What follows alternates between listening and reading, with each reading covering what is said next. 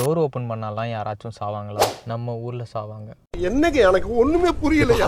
இந்த வீடியோல அந்த மினி ட்ரக் டிரைவர் கேர்லெஸ்ஸா டோர் ஓப்பன் பண்ணதால ஸ்கூட்டில வந்த டிரைவர் இறந்து போறாரு. இது வெறும் ஆக்சிடென்ட் தானேன்னு நினைக்காதீங்க. அந்த மினி ட்ரக் டிரைவர் வண்டியை எவ்வளோ கேவலமா பார்க் பண்ணியிருக்காருங்கிறத நீங்களே பாருங்க. ஒரு லேனையே ஃபுல்லா பிளாக் பண்ணி பார்க் பண்ணி வச்சிருக்காரு. இந்த மாதிரி பார்க் பண்றது இல்லீகல். இது டிராஃபிக் வயலேஷன்ல வரும். ரெண்டாவது தப்பு, ரொம்பவே கேர்லெஸ்ஸா அந்த டோரை ஓப்பன் பண்ணுது. சில பேர் சொல்லலாம், டிரைவர்ஸ்க்கு 1008 வேலை இருக்கும், டைமிங் பிரச்சனை இருக்கும், ப்ராப்ளம் இருக்கும், ப்ரெஷர் இருக்கும் அப்படின்னு சொல்லுவீங்க.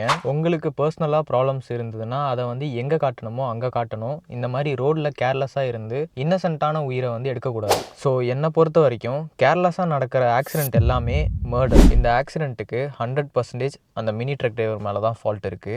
அந்த லைஃப் போனதுக்கு ஃபுல் ரெஸ்பான்சிபிலிட்டியுமே அந்த டிரைவர் தான் எடுத்துக்கணும். சில பேர் கேட்கலாம், சர்வீஸ் ரோட்டில் ராங் சைடில் வந்த அந்த லாரி டிரைவர் மேலேயும் தப்பு இருக்குல்ல அப்படின்னு. அந்த சர்வீஸ் ரோட்டில் 1 வேன்னு சைன் போர்டு இருந்திருந்தா கண்டிப்பாக அந்த லாரி டிரைவரும் ரெஸ்பான்சிபிலிட்டி எடுத்துக்கணும். அந்த லாரி டிரைவர் மேலேயும் ஃபால்ட் இருக்கும். ஸோ நீங்கள் இந்த மாதிரி கேவலமாக பார்க் பண்ணுற ஆளாக இருந்தீங்கன்னா ஒரு நாள் உங்களுக்கும் அந்த ஸ்கூட்டி டிரைவரோட நிலைமை வரலான்னுங்கிறத ஞாபகம் வச்சு பார்க் பண்ணுங்கள். இனிமேல் ரோட்டில் பார்க் பண்ணுறீங்க அப்படின்னா ரோட்டில் போகிறவங்களுக்கு எந்த டிஸ்டர்பன்ஸும் இல்லாத மாதிரி எவ்வளோ ஓரமாக போய் நிப்பாட்ட முடியுமோ அவ்வளோ ஓரமாக போய் நிப்பாட்டி பழகுங்க. அப்புறம் bike Riders and cyclist, park பண்ண வண்டியை ஓவர்டேக் பண்ணுறீங்க அப்படின்னா அவங்க டோர் ஓப்பன் பண்ணாலும் உங்கள் மேலே இடிக்காத அளவுக்கு ஸ்பேஸ் விட்டு எப்போவுமே ஓவர்டேக் பண்ணுங்கள்.